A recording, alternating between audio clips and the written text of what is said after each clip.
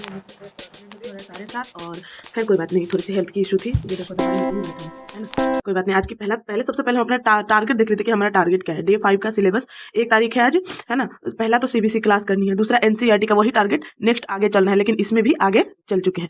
1 our की हमें सबसे पहले आंसर राइटिंग करनी है, उसके बाद करंट पढ़ना है जिसमें एसआईआर जो बिहार में हुआ था ना, चर्चे में था, और डे 5 का हमें ऐसे लिखना है। और जो नेक्स्ट है हमारा टारगेट वो है केबीसी से धन सुधार आंदोलन स्पेक्ट्रम की रीडिंग करनी है और नेक्स्ट डे का प्लान बनाना है। 2 आवर पढ़ाना है। देखिए मैंने एक ये इनिशिएटिव लिया है जहाँ से मान लीजिए जो बच्चे एजुकेशन अफोर्ड नहीं कर सकते, कोचिंग अफोर्ड नहीं कर सकते, फिर चाहे वो 10th के हो 12th के हो, उनको कम से कम 2 घंटे पढ़ाना है, वो भी संडे को सिर्फ, क्योंकि डेली टाइम नहीं मिल पाता है। आप सबको ही पता है, पढ़ाई करते हैं तो इतना टाइम नहीं मिल पाता है, लेकिन 2 आवर निकाल लेंगे संडे के दिन उनके लिए और कोशिश करेंगे पूरे सिलेबस को मतलब एकदम समराइज में बढ़िया से पढ़ा दिया जाए, है ना। उसके बाद नेक्स्ट डे का प्लान बनाना है हमें और 8 आवर की स्टडी चैलेंज हमने लिया है। भले देखिए हेल्थ थोड़ी सी इशू है, लेकिन कोई बात नहीं। वो कहते हैं ना, द्वंद कहाँ तक पाला जाए, युद्ध कहाँ तक टाला जाए, हम भारत के बासी है वहीं तक फेंकेंगे भाला जहाँ तक भाला जाए। चलिए खैर, राधे राधे सभी को। आज की स्टडी स्लॉट्स स्टार्ट करते हैं और हाँ, आप लोग भी इसको फॉलो जरूर कीजिएगा। डेली मेरा कंप्लीट होता ही है, लेकिन इसके लिए भी एक बहुत अच्छी बात मैं आप लोग को बताने जा रही हूँ। आज की क्लास में ना इकोनॉमिक सर्वे को पढ़ा। सच बताओ यार, आज तक मैंने ऐसा इकोनॉमिक सर्वे तो कहीं पढ़ा ही नहीं था। आप चलो आप लोग को थोड़ा सा ना नोट्स से रूबरू करवा देती हूँ, है ना। अब आप देखो जरा, मतलब जैसे हमारे चीफ इकोनॉमिक एडवाइजर सर बोल रहे थे कि India as a oasis of the micro stability in the turbulent world. अब एक बात बताइए, पढ़ लेंगे और सभी लोग बस इतना जानेंगे कि हाँ अस्थिर विश्व में भी मतलब हमारा इंडिया क्या है, अच्छी तरीके से स्टेबल है। अब मतलब इस एक वाक्य पे आप सोचिए ना, उन्होंने ऐसा क्यों कहा, है ना। इसका अर्थ क्या हो सकता है, माइक्रो स्टेबिलिटी इंडिकेटर कौन कौन से होते हैं, ठीक है ना। उसके बाद विश्व की जीडीपी ग्रोथ इतना से इतना के बीच में और अमेरिका की जीडीपी ग्रोथ इतना, जो उनकी क्या दिखा रहा है कि सीमित ग्रोथ है, मगर वहीं भारत की इतना से इतना का जो कि बूम दिखा रहा है। हालांकि पिछले साल की तुलना में ये कम है, और क्यों कम है ये भी आपको पता है। हमारे चीफ इकोनॉमिक एडवाइजर सर ने जो कहा है ना, कि मतलब किस तरीके से मतलब अभी अशांति है विश्व में, युद्ध की स्थिति बनी हुई है, आयात निर्यात कम हो रहा है क्योंकि संरक्षणवाद को लोग फॉलो कर रहे हैं, है ना। इस सब के कारण भले ही थोड़ी सी कम नजर आ रही, लेकिन बाद बाकी विश्व से तो बहुत ही अच्छा है। ये भी बूम कर रहा है, लेकिन फिर भी इंडिया से कम, धीरे धीरे इमर्जिंग में। यूरोप तो पूरी तरीके से स्थिर है, और ये जो मध्य एशिया भी मतलब क्या है, अच्छी स्थिति में है। यहाँ पे मैंने लिखना भूल गई मैं, ये भी क्या है, गुड स्थिति में है, ठीक है ना। ये भी गुड स्थिति में ही है। और वहीं ये वाला भाग है, जो ये वाला भाग भी मतलब दक्षिण पूर्व भी अच्छी स्थिति में, लेकिन इंडिया का देखिए अब क्या यार गजब है ना। और ये पूरे वर्ल्ड की सिनेरियो है ना। और आईएमएफ की जो वर्ल्ड इकोनॉमिक आउटलुक रिपोर्ट होती है ना, अभी हाल ही में पिछले महीने में भी इन्होंने बताया था 2026 के जनवरी में, मतलब इसी महीने में, है ना। और उसके बाद रियल जीडीपी ग्रोथ क्या होता है, भारत की अर्थव्यवस्था केवल स्थिर ही नहीं है, बल्कि हम मजबूती के साथ तेजी, समृद्धि तथा निम्न मुद्रास्फीति के साथ अच्छी विकास कर रही है। और इसका ड्राइवर कौन है, डोमेस्टिक सेक्टर। अब इस तरीके से ये भी जीडीपी ग्रोथ इंजन कौन कौन से होते हैं, कितना कितना उनका यूज होता है, ये 11% है ना, 11% है। कितना कितना यूज होता है, ये प्राइवेट फाइनल कंजप्शन एक्सपेंडिचर क्या होता है, मतलब किस कारण वो बढ़ता रहता है। सेक्टर ऑफ इकोनॉमी कौन कौन से होते हैं, कौन से सेक्टर ज़्यादा मजबूत है, जीएफसीएफ क्या होता है, उसकी स्थिति लगातार क्या क्या होते जा रही है। और साथ में इसमें ये बताया कि निम्न मुद्रास्फीति ऑल टाइम क्यों रहता है, हेडलाइन इन्फ्लेशन क्या होता है, CPI inflation, CPI food inflation क्या होता है, कोर इन्फ्लेशन क्या होता है। और कोर इन्फ्लेशन को ही देख के आरबीआई किस तरीके से सबसे अच्छी मतलब अपनी नीतियां बनाती है और इसी को सबसे अच्छा संकेत मानती है। इसमें उतार चढ़ाव होता ही रहता है। सीपीआई इन्फ्लेशन कैसे -1.7 में बढ़ गया, जो यह बताता है कि अब खाद्य सामग्री पे जो हमारी जनता की खर्च है ना वो कम होगी। और इसी के कारण तो पिछले अभी इसी महीने में हमने क्या पढ़ा है कि जो हमारे देश की जो जनता है वो क्या कर रहे हैं, मतलब हैवी डाइट फूड से न्यूट्रिशनल डाइट फूड की तरफ बढ़ रहे हैं। क्यों, क्योंकि सीपीआई इन्फ्लेशन ये सब एक दूसरे से जुड़ी हो यार। अलग अलग करके पढ़ेंगे ना सच में समझ नहीं आएगा। बहुत अच्छी मतलब बहुत अच्छा क्लास लेते हैं, ठीक है ना। हेडलाइन सीपीआई इन्फ्लेशन मतलब किस तरीके से वो क्या प्रभाव डालती है, उसमें कौन कौन से आते हैं, कोर इन्फ्लेशन क्या होता है, क्या प्रभाव डालती है, उसमें कौन कौन से आते हैं। आरबीआई किस तरीके से फ्लेक्सिबिलिटी अपना इन्फ्लेशन टारगेट, अब इसमें उर्जित पटेल जी के कमेटी की सिफारिश पर किस तरीके से 4 + -2 रखा गया है ना आरबीआई की इन्फ्लेशन फ्लेक्सिबिलिटी अंतोगतवा।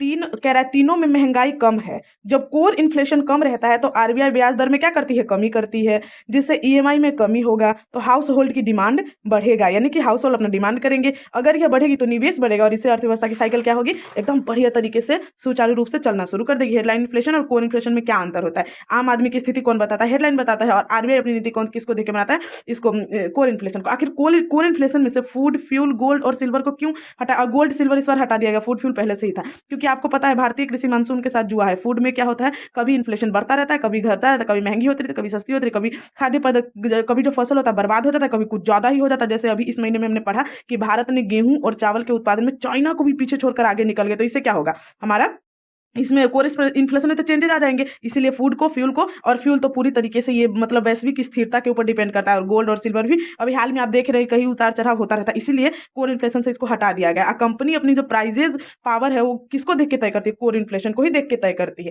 सीपीआई क्या होता है? कंज्यूमर प्राइस इंडेक्स, और इसकी फॉर्मूला क्या होता है? सीपीआई कैसे हर महीने निकाली जाती है और कैसे निकाली थी? इसका आधार बस 2012 है।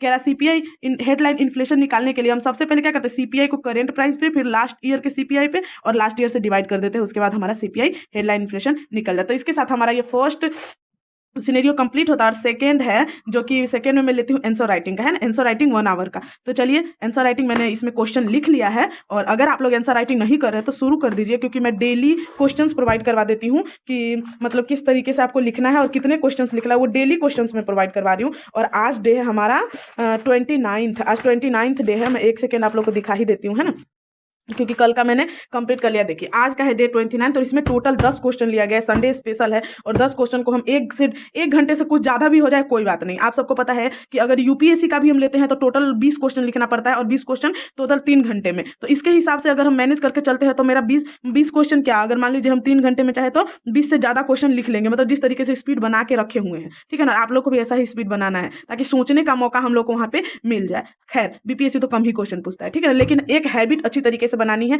आज अगर हम धीरे धीरे अच्छा करते चलेंगे ना, तो सच बताऊं आगे हमें दिक्कत नहीं होगा। और आज अगर हमने, वो कहते हैं ना, जब आज मेहनत करेंगे तो कल आराम से सोएंगे, और कल मेहनत, अगर आज आराम से सोएंगे तो कल रोएंगे, है ना। तो रोने की नौबत नहीं आनी चाहिए, मेहनत शुरू कर दीजिए। की हालत हो गई थी ऐसी, एकदम चिपक गया था। और इसी के साथ मैंने अपना 1 आवर का आंसर राइटिंग का सेशन कर लिया था कंप्लीट। अभी सिर्फ 2 ही टारगेट हुए कंप्लीट, और टोटल टाइम हो रहा है 12:30।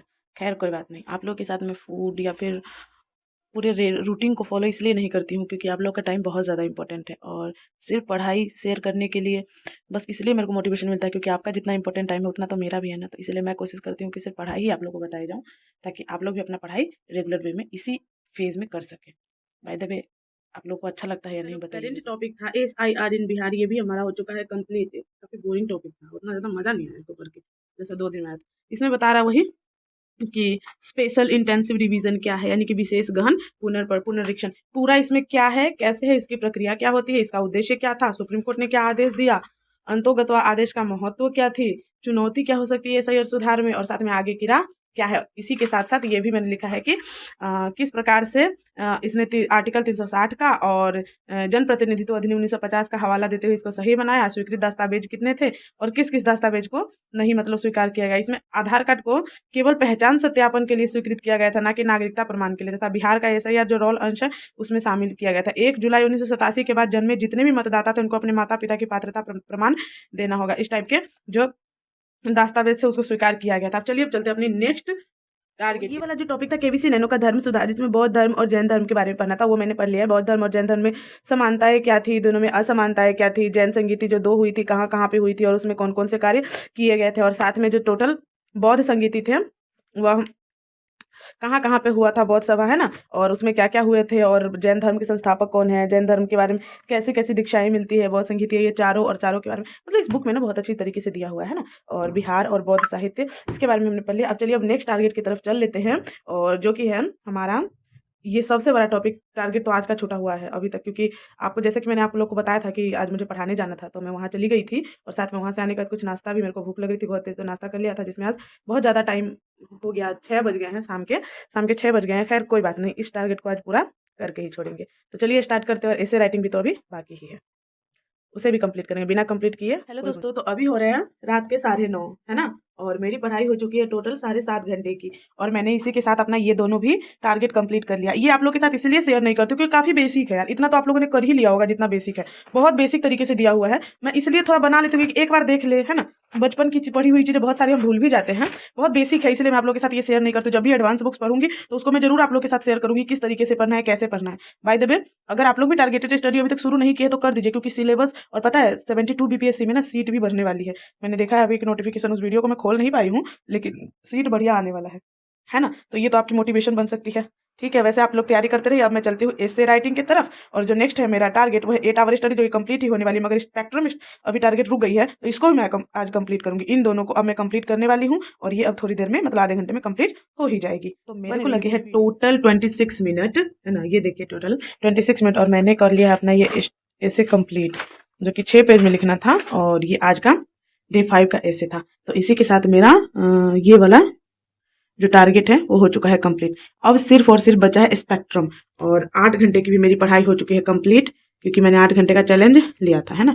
और अब मेरा बचा है स्पेक्ट्रम। आज मेरे को टाइम पता है कहाँ लग गए ज़्यादा, इन दोनों में, क्योंकि मतलब हमेशा मैं 2 चैप्टर लेती थी, आज 3 ले लिया, और साथ में इसमें भी टाइम लग गए, और इसमें मैं 1 घंटे के ही चैलेंज लेती हूँ, मगर 12-13 मिनट ज़्यादा लग गए थे, है ना। और साथ में इसमें तो ज़्यादा टाइम लगा ही, ये 2 घंटे से ऊपर हो गया था, है ना। और जो मतलब क्वेश्चन, मतलब जो कल मैं आंसर राइटिंग में जो क्वेश्चन लिखने वाली हूँ उसको भी मैंने लिख लिया था, इसलिए थोड़ा सा ज़्यादा टाइम लगे। आई होप कि आप लोग इसको मैंने पढ़ाई में काउंट नहीं किया, ये मत समझिए कि 2 घंटा पढ़ाई में मतलब पढ़ाई मतलब इसी में काउंट हो गया, नहीं, इसको अलग से था, है ना। ये अलग से मैंने टारगेट रखा था, ये फिर अगले संडे को टारगेट है, ये मतलब रोज नहीं, रोज मैं नहीं दे पाऊंगी ना इतना टाइम। आप लोग खुद समझ रहे हो, खुद की पढ़ाई तो सिर्फ 8 ही घंटे हो पा रही है, तो रोज कैसे दे पाऊंगी टाइम। भाई आप लोग डेली अगर ब्लॉग नहीं देखते हैं टारगेटेड स्टडी का, तो देखना शुरू कर दीजिए। मैं फालतू की टाइम नहीं वेस्ट करती हूँ आप लोगों का, बस टारगेट देती हूँ, एक्सेप्ट मैं खुद भी एक्सेप्ट करती हूँ और कहती हूँ आप लोग भी एक्सेप्ट करो और तैयारी करो। हाँ, सपोर्ट जरूर कीजिएगा। मिलते हैं कल के दिन। आज का दिन आप सभी का मंगलमय हो।